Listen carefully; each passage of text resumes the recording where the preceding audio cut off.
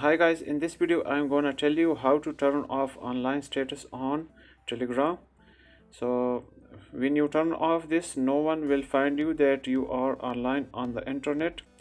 So please watch the full video and also give a like. So let's get started. First of all, open Telegram application. Now tap on the three lines on the upper left corner. Now tap on the settings option. Now tap on privacy and security. Now tap on last seen and online option. You are seeing that it is everybody selected. It means that everybody can see your online status when you are online on the internet.